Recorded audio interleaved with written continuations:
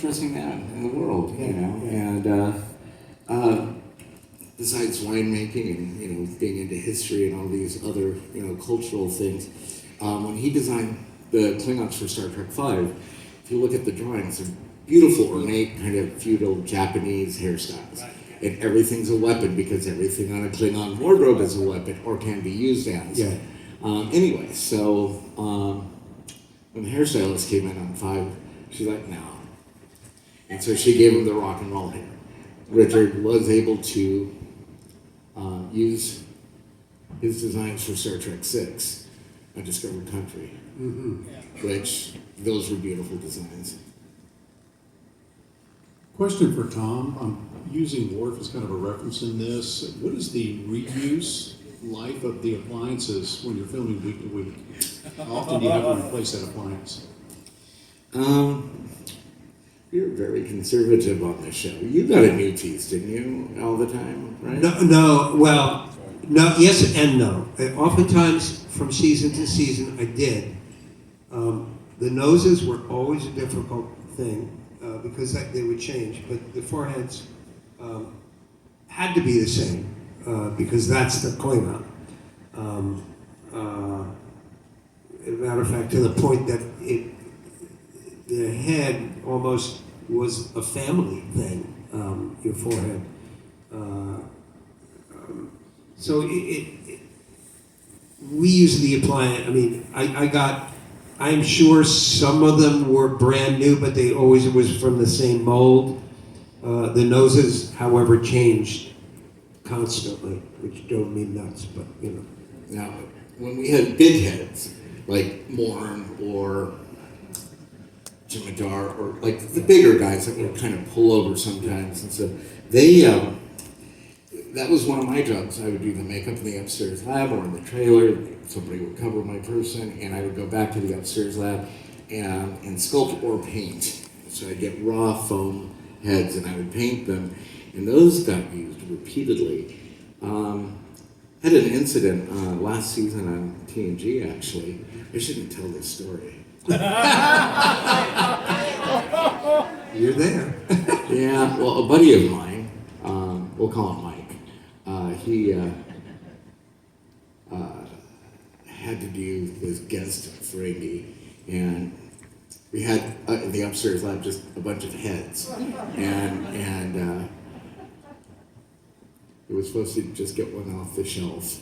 Well, one of them was from the first season when we first met the Ferengi, and it was a bit rotty and crumbly because foam rots, and it wasn't temperature control up there by any means. It was cold in the morning and sweaty in the afternoon, and sometimes smelled of polyester resin from the mold shop down below. Anyway, I'm sure that took about 20 years of her life, but anyway. And then when Mike finally found a good one, somebody took it off with isopropyl myristate. So, Max, you guys know you never take a Star Trek prosthetic off with myristate. You take it off with? No, alcohol. We had to use alcohol. Yeah. So the myristate destroys foam. And it swells it up, and it's oil, so try gluing something oily down. Yeah, so that was fun. But yeah, this buddy of mine had the worst time on that episode. Best moment for an actor with makeup is the last thing that the makeup artist does. He gives you this hot, steaming towel and puts it on your face, and you're in heaven for about a minute, and then you got to drive home. But the one story I will tell, I was very good. Michael Westmore really never trusted anybody with their teeth, and he trusted me. Why, I don't know, but And I always kept my teeth, never lost them, always had them, until one day I was there early, I got into makeup early, and I found out I didn't have my teeth early. And he said, "Bob, can you drive home and get back?" Which was kind of not loud, but And I said, "Sure," because I'm 15 minutes away, and we were actually about 2 hours away from shooting me. And so I drove home, and I was not in wardrobe, but I was in makeup. And I parked in front of my house, and I went through the front door, and my dog, give me a moment, my dog looked at me, and he was on 2 steps higher than me, and he went down on all fours, and he went, and hid his eyes. He just went, I mean, he knew it was me, but he thought I had done something terrible to my face. And I drove by. I was in plenty of time, but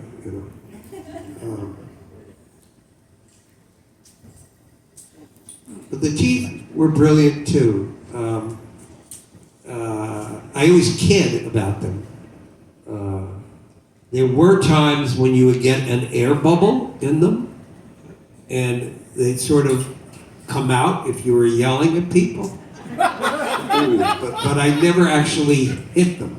I usually caught them in midair. But it was, the teeth were brilliant.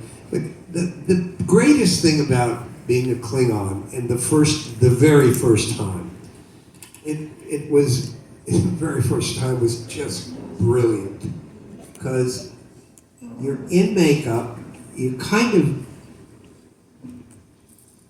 I was told to keep my eyes closed a lot. And because they work in your eyes pretty much last, not always, but so and then when you open your eyes and you see yourself for the first time as a Klingon, oh, it's the greatest moment in your entire career. It's like, I am Klingon.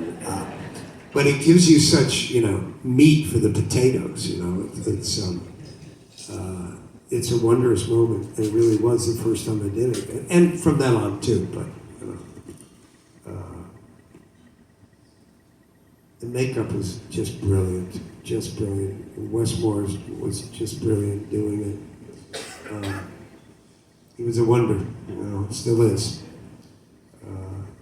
And he comes from this, wow, how many generations? 4? Like 4 generations. 4 generations, going back to the 20s, I think. Yeah, the early days of silent film. Yeah. And I once had a makeup. He's infamous in the business, if you're old enough to remember, or just heard stories about him, was, now I forget his name. Werner Kepler? I don't know his real name. They called him Gunshot, or anyway. He would always yell at the actors. He was the only actor who could, only makeup man who could ever yell at Frank Sinatra. Because he yelled at every actor. It wasn't like, and everybody loved him. And he was he came in the very beginning of my Star Trek career. He was there at the very end of his career. And he was only on once. I only saw him once or twice. That sounds like Hank Eads. Maybe he was an actor. Big guy? No, little guy. But he might have shrunk. He was in his 80s when he left, and he was a star in the silent pictures, which is why I'm bringing it up. He was mentioning silent pictures. He was a star in the silent pictures during the cowboy movies and the silent films, and he's from Oklahoma, I think. And as soon as the talkies came out, his career was over. And he was at Paramount, and he said, "Well, you got any other jobs around here I can do?" And they said, "Well, you want to be a makeup man? And he went, does it pay good? And they went, yep. He said, okay, I'll do it. And for 60 years, he was a makeup man at Paramount. So, Looking up, please. Okay, so we've got about 12 minutes left. We'll go to the next question. Max, I was just curious, when you're made up as a Ferengi, your name is Rom, and now you're going to be made up as a Klingon. What would you like your name to be? My Klingon name? Yeah. I'll have to consult with O'Reilly on that. I really haven't given it thought, but now, thank you, it's an interesting question. Do I have to speak Klingon to get a name? Next time I'm here, I will have a name for you. Claw is too. That's not enough, right? That's been taken. that's too much. That's too much. Claw. I don't know.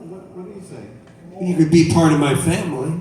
Oh, I would be son of. Like when Quark is in the episode with the son of. Son of Moog. What is it? Son of Morel.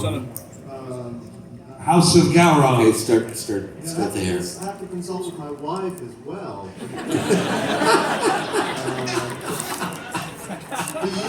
Do you have a Klingon name? Who asked that question? Do they have a Klingon name? They've gone back to the seat, Max. Do what? Hang on. I can't see. Well, Karam. Karam. Karam. Nice. Very nice. Karam. And do I speak like From the House of Gowron. Karam? Yeah. We've got Kamram. Comrade. No, not Kamram. Kamram. I'm Kamram. House of Gowron. his house. Playing pinochle at his house.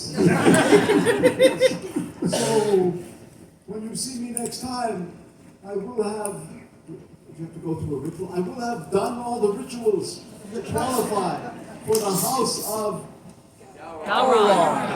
what he said, what you said. Kapla. How do I say thank you? Kapla! We use it for everything. If you don't know what to say kapla. Yeah, I got dirty laundry. Kapla. I got clean laundry. Kapla. I got no laundry. Kapla. Thank you for my new name. I shall only use it wisely. I hope. What shortcuts are you taking? You're talking about me, right? Yeah. Not as stipply as we normally do.